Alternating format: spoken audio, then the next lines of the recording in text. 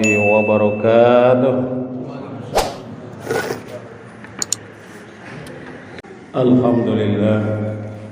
Alhamdulillahilladzi an'ama 'alaina bi ni'matil imani wal islam. Asyhadu an la ilaha illallah wahdahu la syarika lah wa asyhadu anna Muhammadan abduhu wa rasuluh. Ayuhan nas taqullaha haqqa tuqatih wa la tamutunna illa wa antum muslimun. Qala Allah ta'ala fil Qur'anil Karim, a'udzu billahi minasy syaithanir rajim. Qu anfusakum wa ahlikum nar. Ayat Astagfirullahaladzim, amma ba'du. Jamaah Jumat yang dirahmati Allah, marilah yang utama kita bersyukur kepada Allah Subhanahu wa taala atas segala nikmat karunia-Nya kita masih bisa bertemu, dipertemukan oleh Allah di majelis ini. Mudah-mudahan pertemuan kita senantiasa diberkahi, diridhoi Allah Subhanahu wa taala. Amin. Apalagi majelis pertemuan wajib, pertemuan yang langsung diperintah Allah Subhanahu wa taala. Ya ayyuhalladzina amanu idza nudiya lis-sholati min yaumil jumu'ati fas'au ila dzikrillahi wa dzarul bai'.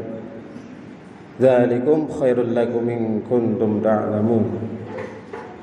Wahai orang-orang yang beriman, apabila telah diseru untuk menunaikan sholat Jum'ah, maka bersegeralah kamu dan tinggalkanlah jual beli.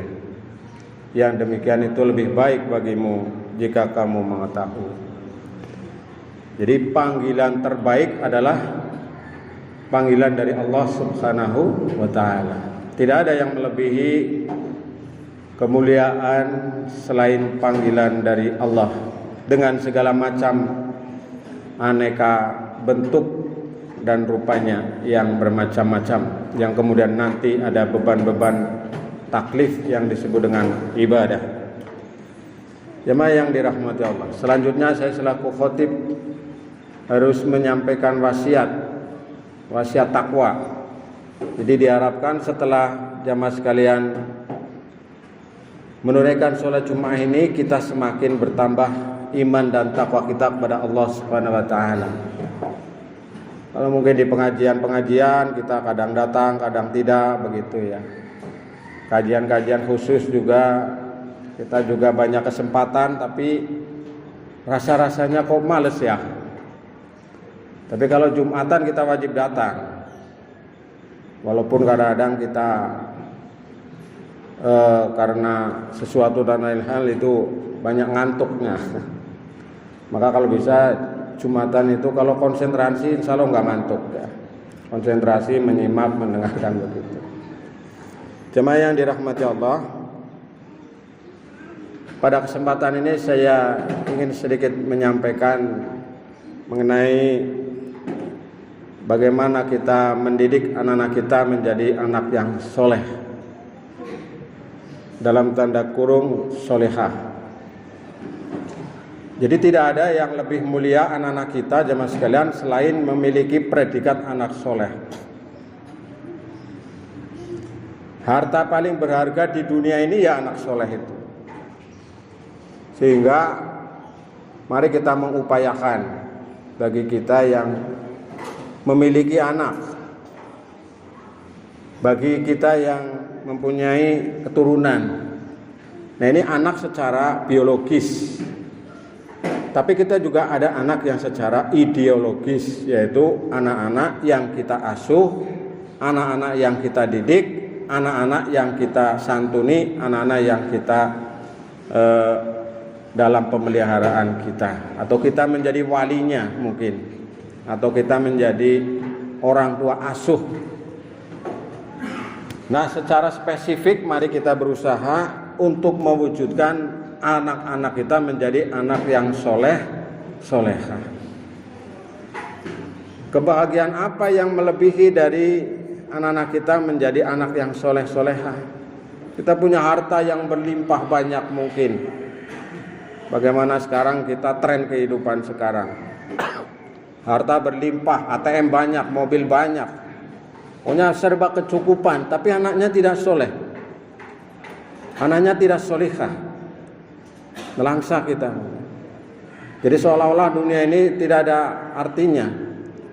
Tapi mungkin ya, walaupun kita kaya, tapi anak-anak kita soleh, ini lebih senang. Celaka lagi udah di dunia ini sengsara, anaknya tidak soleh. Ini cilaka double stereo ini. Dunianya cilaka, akhiratnya cilaka. Artinya sengsara baik secara lahiriah maupun batiniah. Nah, kita menginginkan tentunya anak-anak kita ini menjadi harta yang berharga melebihi dari segalanya, yaitu anak yang soleh. Tapi mendidik anak soleh itu kan tidak mudah. Ya, tidak mudah. Tapi juga sebenarnya tidak sulit. Tergantung bagaimana kita mengupayakan.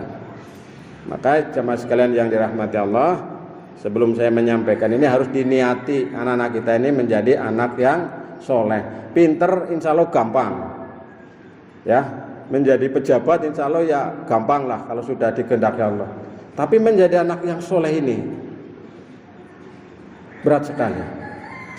Maka kita harus berusaha ikhtiar, ya, ikhtiar dan berdoa kepada Allah Subhanahu wa Ta'ala. Ya. Siapa anak-anak soleh? Ya, anak-anak seperti Nabi Ismail kepada orang tuanya. Siapa anak soleh? Nabi Muhammad.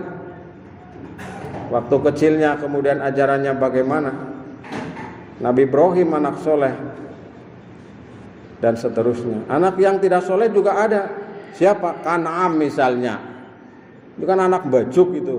Diajak oleh ayahnya nggak mau. Nabi Nuh bangkang supaya naik perahu, kapalnya saja tidak mau. Sombong sekali. Nah, itu contoh dalam Al-Quran anak yang tidak soleh atau yang lain. Kemudian siapa yang sukses mendidik anak misalnya? Luqman Al-Hakim dalam Al-Quran. Itu sukses mendidik anak, nasihatnya sangat berharga. Padahal dia bukan nabi, bukan rasul. Dan masih banyak lagi. Nah, saya ingin menyampaikan nanti beberapa tips agar anak-anak kita menjadi anak yang soleh atau solehah. Mungkin banyak nanti bisa dilihat di media-media yang ada, di buku-buku, di kitab-kitab, atau di YouTube juga sekarang banyak. Juga nanti saya insya Allah juga saya upload di YouTube ini punya saya. Saya selalu menyempatkan karena saya tidak sempat nulis menjadi penulis buku, ya udah di YouTube aja. Mudah-mudahan jadi amal soleh. Bapak Ibu dan saudara sekalian, yang pertama ini kita upayakan, kalau istri bapak-bapak ada yang lagi hamil, perbanyaklah untuk didengarkan ayat-ayat suci Al-Quran kepada janinnya itu. Tempelkan atau dengarkan, karena kan ada HP ini ya, HP. Jangan disetelinnya dangdut koplo malah ya. Dangdut koplo ini mana? Ya, setelin murotal. Ini kepada janin kita ya, anak-anak kita. Sehingga ini menjadi perangsang untuk menjadi anak yang soleh dari awal. Kemudian yang kedua, jamaah sekalian yang dirahmati Allah, ini diusahakan beribadah bersama dengan anak. Sekarang banyak kita bapak ibu mungkin merasa menjadi orang baik, orang soleh, tapi berangkat ke masjid sendirian, anaknya lagi mainan, lagi kemana nggak tahu. Nah ini besok lagi ya diajak anaknya. Banyak itu bapak ibu saudara sekalian, anaknya bapaknya ke masjid, anaknya ke diskotik. Wah, naudzubillah min dzalik. Sehingga ini kita upayakan anak-anak kita, jangan disuruh, anak itu jangan disuruh, diajak, disengi, yuk mari masjid, ajak nganah mari masjid, begitu jangan. Tapi ayo ke masjid, ayo kita ibadah. Beda ya, ngajak dengan nyuruh kan beda, apalagi kalau nyuruh tidak melaksanakan. Wah, jadi beribadah ini bersama dengan anak diusahakan. Tuh orang kau bermari masjid ya nang rumah. Gelar kelasa, sholat bareng. Bapaknya jadi imam, anaknya jadi makmum sama istrinya misalnya. Atau dengan cucunya dan seterusnya. Kemudian yang ketiga ini adalah dengan memberi contoh yang baik. Yang tidak baik disembunyikan. Jadi yang baik-baik yang ditonjolkan, yang diperlihatkan kepada anak-anaknya. Guyub, rukun dengan istri, nah itu yang dipamerkan ke anak. Kalau padung apa ya, nyari tempat yang kira-kira anak nggak tahu gitu. Misal gitu loh ya. Jadi kalau orang Jawa zaman dulu itu kan mengatakan kacang orang ini karena lanjaran begitu. Atau dalam pepatah bahasa Indonesia itu buah tidak jauh dari pohonnya, ora doh. Jadi kalau kita hanya nyuruh-nyuruh saja tidak bisa memberi contoh, ya harapan kita tidak begitu sempurna. Maka kita berusaha untuk memberi contoh yang baik kepada anak-anak kita. Kemudian yang keempat, hindari memarahi hingga membentak-bentak anak. Ya kalau mau membentak kucing apa ayam bolehlah. Tapi anak jangan dibentak-bentak. Ya dimarahi tapi halus begitu. Ya halus, anak kan perasaannya kan peka sekali ya. Apalagi anak-anak sekarang itu anak-anak yang kritis. Lebih pandai dari orang tuanya. Sejak lahir wis pinter seniki. Anak-anak sekarang belum bisa ngomong, belum bisa apa, HP-an wis pinter. Mbaeh padahal tidak bisa. Contohnya itu. Karena itulah kita berusaha untuk memberikan sanksi, tapi sanksi yang mendidik. Ya. Misalnya gimana? Anak tidak sholat. Ya diberi pengertian supaya anak-anak kita ini rajin sholat. Lah kalau anak kita sudah tidak rajin sholat, waduh ya luput. Ini modal utama anak soleh ya sholat itu. Dicek jangan sampai anak-anak kita meninggalkan sholat 5 waktu. Kalau meninggalkan dimarahi. Kalau dimarahi masih belum bisa, boleh dipukul. Tapi ya dipukulnya yang tidak membuat bahaya begitu. Ya dipukul dengan cara yang bijak, dengan cara yang baik.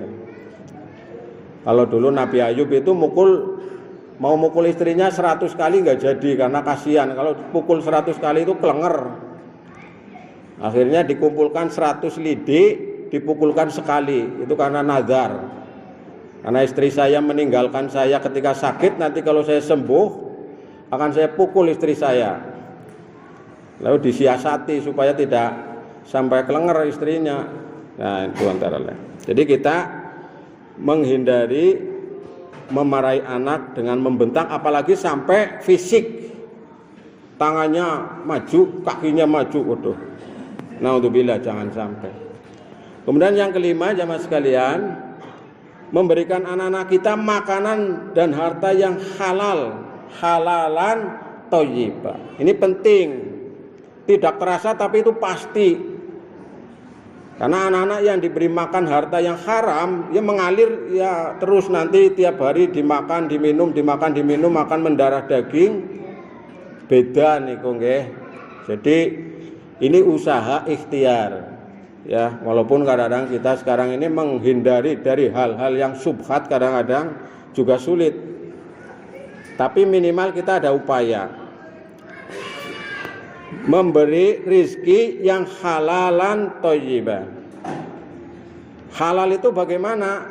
Boleh dimakan, bisa halal barangnya atau halal caranya. Ayam itu halal, tapi kalau ayam hasil mencuri maka itu menjadi haram. Nah itu berarti halal dalam zatnya, barangnya, atau halal dalam pencariannya. Begitu. Kemudian thayyiban yang bagaimana? Yang baik, yang bergizi pada anak-anak kita.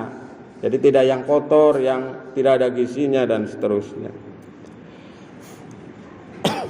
Kemudian yang keenam, jamaah sekalian yang dirahmati Allah, mendatangi majelis ilmu bersama dengan anak. Anak-anak diajak ngaji bareng. Kalau ada pengajian panjenengan diajak putra-putrinya. Pengajian di musola dekat mungkin diajak anaknya. Walaupun kadang-kadang anaknya belum bisa anteng seperti kita, tapi paling tidak mereka sudah punya pikiran. sudah punya kebiasaan. Karena ini adalah merupakan bibit-bibit kebaikan, yaitu pencerahan. Lah kula jenengan sami kapan mau bertambah ilmu agamanya? Baca tidak pernah, ikut kajian enggak pernah, kuliah tidak, sekolah tidak misalnya. Ya paling majelis-majelis ilmu itu. Silakan kalau ada majelis ilmu baik yang offline maupun online, kalau bisa ikuti aja. Walaupun kadang-kadang tidak semuanya masuk, tapi paling tidak kan ada sedikit-sedikit yang masuk. Nah, anak-anak kita ikuti. Nah, ini. Jadi itu antara lain upaya kita, ikhtiar kita mendidik anak menjadi anak yang soleh atau solehah. Kemudian yang ketujuh ini, seringlah bercerita mengenai kisah Nabi dan para sahabat. Nah, kisah-kisah penuh hikmah lah. Jadi mereka punya idola. Jadi idolanya itu bukan Superman, Batman, atau sekarang game-gamean yang sedang berkembang, tapi mereka mengidolakan kepada yang memang harus diidolakan, misalnya pada Rasulullah Shallallahu Alaihi Wasallam.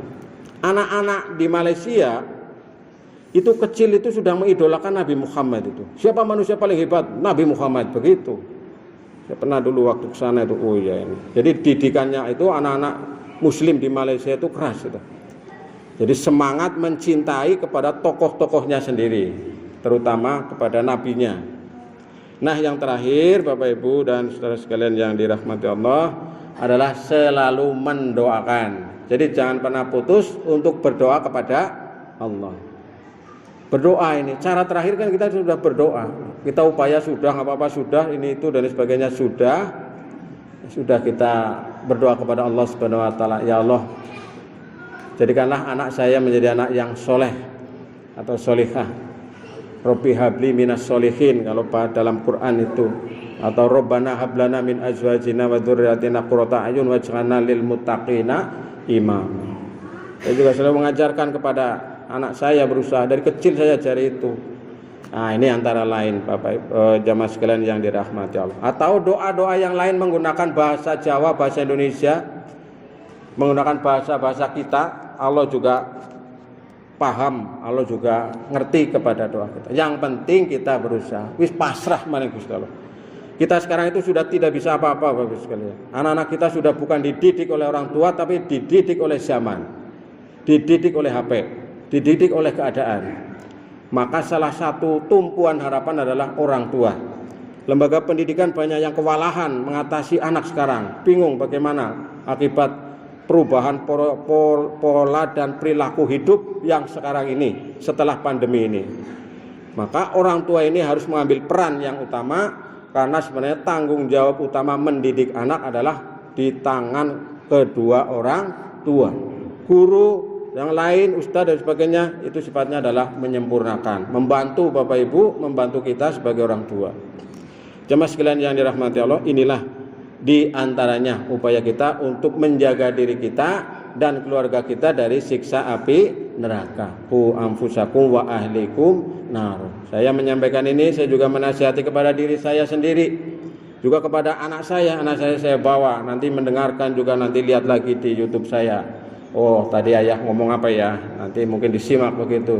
Juga istri, juga anak-anak, dan juga mungkin yang lainnya. Jemaah sekalian yang dirahmati Allah, mudah-mudahan apa yang saya sampaikan bermanfaat, dan mari kita berusaha, berikhtiar dan berdoa kepada Allah Subhanahu wa taala, mudah-mudahan diijabah, dikabulkannya. Amin ya rabbal alamin. Barakallahu li wa lakum fil Qur'anil azim wa nafa'ani wa iyyakum bima fi minal ayati wa dzikril hakim. Aqulu qawli hadza astaghfirullahal azim innahu huwal ghafurur rahim.